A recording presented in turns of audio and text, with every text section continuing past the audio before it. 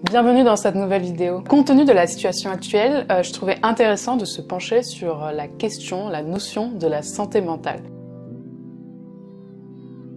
C'est une problématique dont on entend beaucoup parler depuis un an, puisque tous les événements que l'on vit actuellement ont eu un impact, ont grandement affecté en fait notre équilibre intérieur et notre bien-être global. Par bien-être global, j'entends cette alliance de la santé physique qu'on connaît bien et de la santé mentale qu'on connaît un petit peu moins bien. J'avais envie d'en parler sur cette chaîne parce que la proposition de cet espace, de cette chaîne, c'est justement d'aborder la question du bien-être dans son ensemble. En gros, la santé mentale regroupe nos états psychiques, émotionnels et psychologiques, bref, tout ce qui se passe à l'intérieur de nous et de notre cerveau surtout. C'est pour ça que c'est aussi important et nécessaire de prendre soin de notre santé mentale au même titre que notre santé physique, même si franchement je pense qu'il faudrait arrêter de séparer ces deux termes, ces deux santé, pour parler de santé, point. Et c'est d'ailleurs cette approche que le yoga propose, de concilier notre corps physique avec notre monde intérieur. Alors malheureusement, préserver sa santé mentale, ça se cultive, ça nécessite d'être d'une certaine façon acteur de son bien-être et du coup de faire certaines actions qui nous font du bien. Et paradoxalement, vous avez dû le remarquer, en tout cas moi je l'ai remarqué, c'est pas si facile que ça, mais au fur et à mesure des années, j'ai pu relever les choses qui ont un impact positif sur ma santé. Et j'ai gardé 5 conseils, 5 pistes de réflexion qui pourront peut-être vous aider. Mon conseil numéro 1 porte sur notre environnement digital.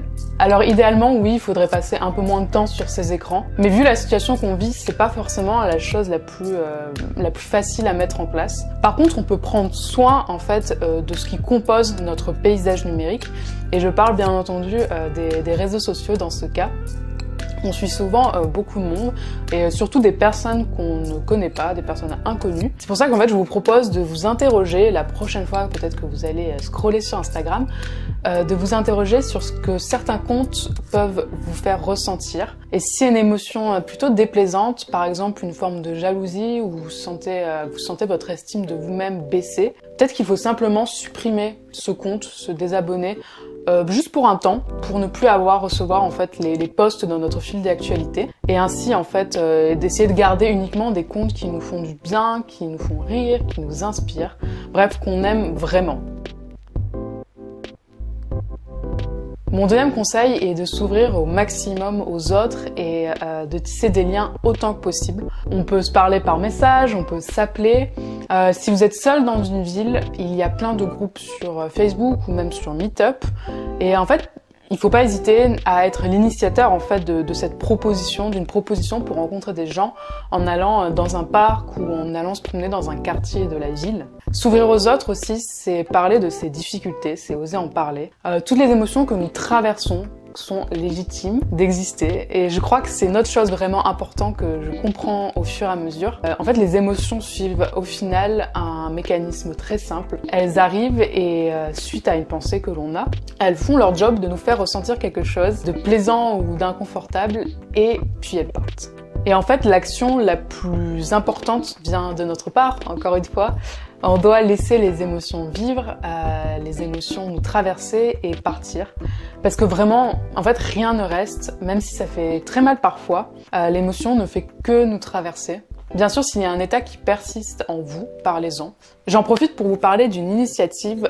Si vous êtes un jeune ou un étudiant et que la situation actuelle a particulièrement affecté votre santé mentale et notamment développé ou aggravé un trouble du comportement alimentaire, un cercle de parole en ligne et gratuit est en train de se mettre en place. Un cercle animé par une psychologue clinicienne. Je vous laisserai son compte Instagram pour que vous alliez voir un petit peu ce qui se passe. Si vous souhaitez en fait envoyer un mail pour parler de votre situation et pouvoir intégrer potentiellement le groupe, donc c'est un petit groupe. Dans cette même lignée, je vais ouvrir des séances de méditation en groupe de 10 maximum, de méditation et de yoga, pour préserver une certaine intimité aussi. Vous trouverez également dans la barre de description un lien vers un Google Form en fait, pour que vous puissiez remplir un petit peu, expliquer votre situation aussi et laisser votre adresse mail pour que je vous contacte ensuite. En fait, ça fait souvent du bien de simplement s'exprimer et de se sentir écouté. L'extérieur et les autres font intégralement partie de notre écosystème intérieur, que l'on veuille ou non. On n'est pas fait pour avancer tout seul face au monde et en fait tant mieux. Mon conseil numéro 3 est de se retrouver en nature. Même dans un parc, c'est très bien. Je trouve qu'il y a quelque chose en fait de très reposant, de se retrouver là, apaisé, entouré d'autres êtres vivants, cachés ou invisibles, enfin visibles ou à cacher. Et c'est tellement important de garder un lien avec la nature que les Japonais ont même créé une sorte de pratique qui consiste à faire des bains de forêt, le Shirin-yoku. Il s'agit en fait de se promener donc en forêt, mais disons que ça marche aussi dans un parc, sans écouter de musique, mais en s'imprégnant, en se concentrant pleinement sur les bruits ambiants, les bruits de la nature. On peut même aller toucher l'écorce d'un arbre ou le moelleux de l'herbe verte au sol. Le tout en fait, c'est de mettre donc ses sens en éveil et de se retrouver vraiment immergé dans cette nature. Et ça a vraiment prouvé des effets sur le niveau de stress dans le corps, donc on peut supposer que ça fonctionne et que c'est plutôt bénéfique. La quatrième chose que j'ai pu remarquer, c'est d'être actrice et intentionnelle dans mes actions, bien sûr, comme je vous disais, mais sans me prendre la tête non plus. Par là, j'entends que personnellement, j'ai souvent tendance à vouloir tester 1000 choses tout en même temps, et au final, ça me met juste une pression immense. C'est pour ça que je crois qu'il faut être assez minimaliste dans ses actions parfois et garder les choses simples, surtout qu'on veut mettre en place pour son bien-être. Enfin, mon dernier conseil, et je ne pouvais évidemment pas passer à côté, il s'agit de pratiquer, de s'initier au yoga et à la méditation de pleine conscience, ou en tout cas des mouvements doux et en conscience pour le corps. Ce sont deux pratiques en fait qui ont vraiment changé ma vie, et plus particulièrement en fait la perspective, la façon que je perçois la vie maintenant.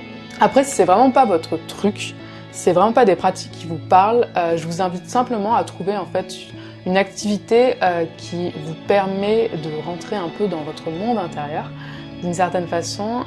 Ça peut être très bien de peindre, de jouer d'un instrument, de coudre, d'écrire.